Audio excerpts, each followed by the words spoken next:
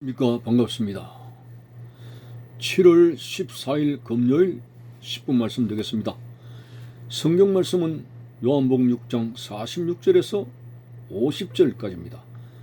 이는 아버지를 본 자가 있다는 것이 아니니라. 오직 하나님에게서 온 자만 아버지를 보았느니라. 진실로 진실로 너희에게 이르노니 믿는 자는 영생을 가졌나니 내가 곧 생명의 떡이니라.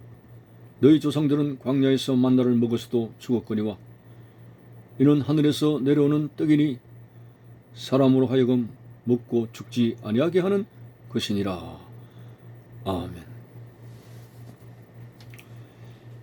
오늘 유대인과의 영생의 문제에 대해서 계속 주님께서 말씀을 하십니다.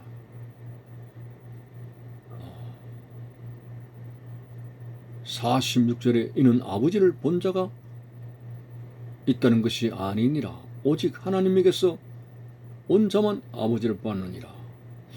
굉장히 애매한 말씀을 하셨는데 우리가 하나님을 믿게 된 것은 내 의지와 연구 결과가 아닙니다. 하나님의 인도하심과 하나님께서 나를 믿도록 그리스도께로 인도하신 섭리라는 사실을 우리는 발견하게 됩니다. 그래서 내 의지의 작용이 아니라 우리는 예수를 믿게 된 것은 택한 백성의 결과라고 하는 사실을 알 수가 있습니다.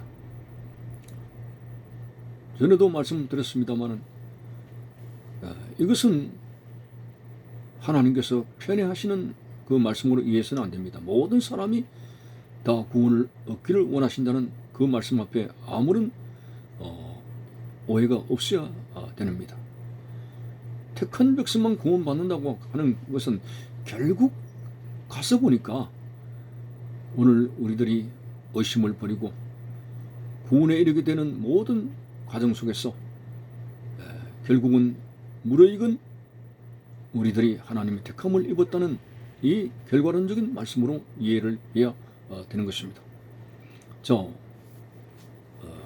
오늘 본문에서 진실로 너희에게 이르노니 믿는 자는 영생을 가졌나니 믿는 자는 영생을 가졌다. 누구든지라는 말씀 요한복음 3장 16절에 말씀하고 있고 누구든지 믿는 자는 영생을 얻게 된다. 여기서 와서 누구는 구원시키고 누구는 구원시키지 않고 구원의 차별성과 편애하는 그런 하나님의 잘못된 생각을 버려야 됩니다. 누구든지 믿는 자는 영생을 가지게 되었다고 했습니다.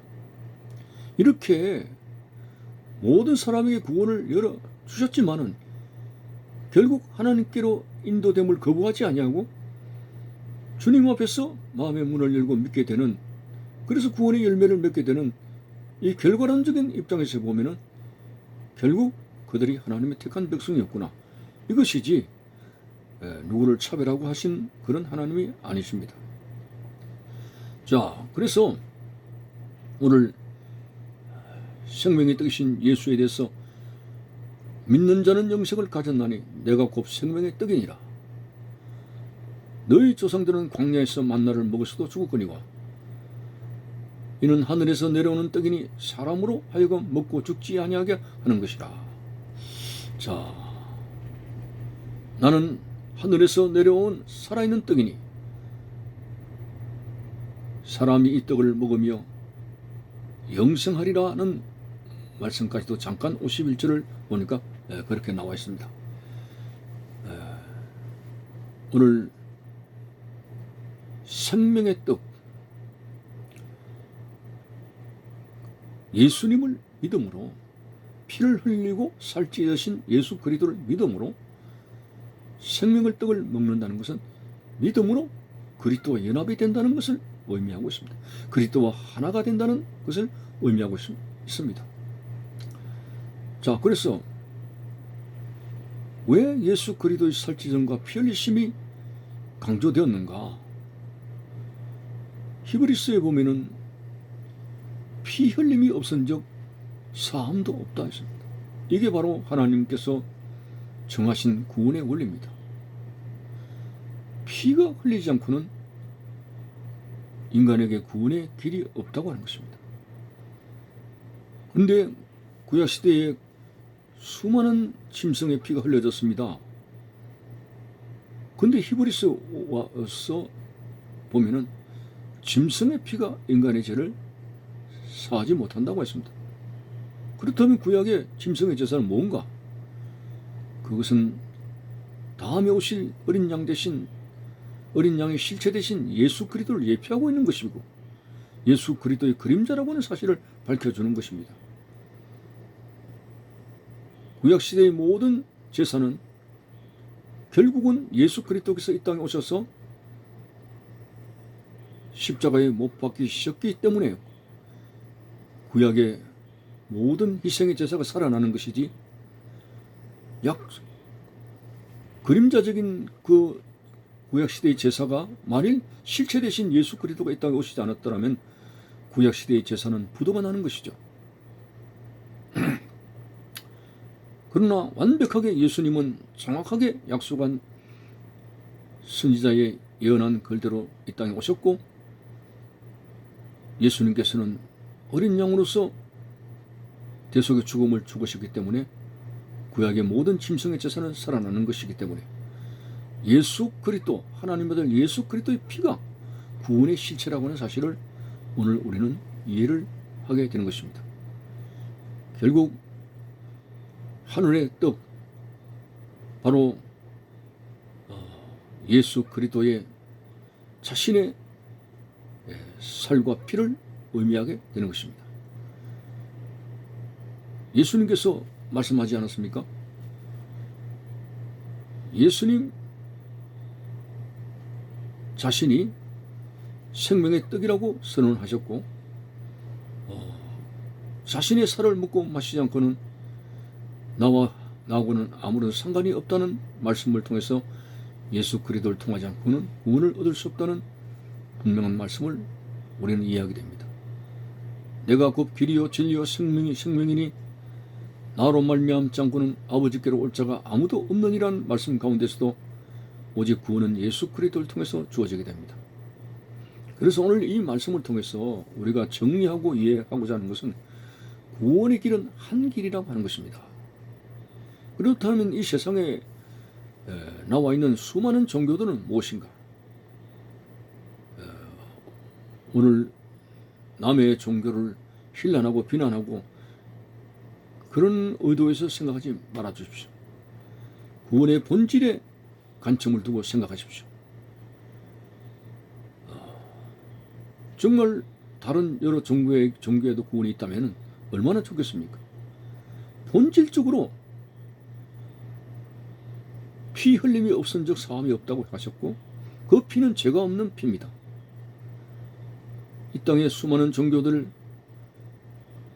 피를 흘려서 자기의 피를 내어줬다는 그런 기록이 없었고 또 그런 기록이 있다 할지라도 피조물은 죄인이기 때문에 죄인의 피는 100번 1000번 흘려도 구원의 능력을 상실하게 됩니다.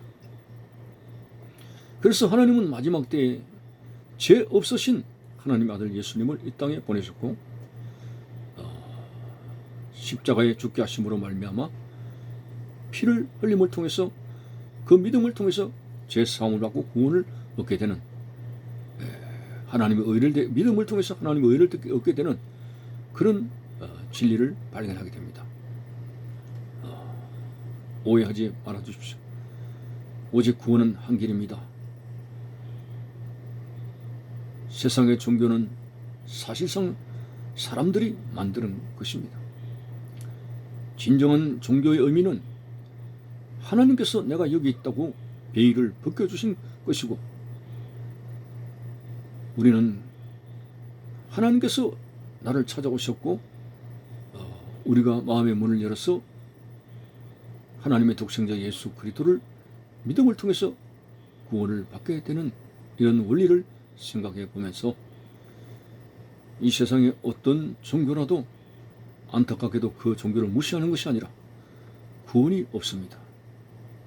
왜냐하면 예수님은 이 세상 만물을 창조하시고 인간을 만드신 하나님이시며 하나님의 아들이시고, 주인과 종의 관계라 하면 바로 예수님은 생명의 주인이시기 때문에 이런 신앙의 본질, 종교의 본질을 이해하고 들어간다면 우리는 결코 오해할 아무것도 없습니다.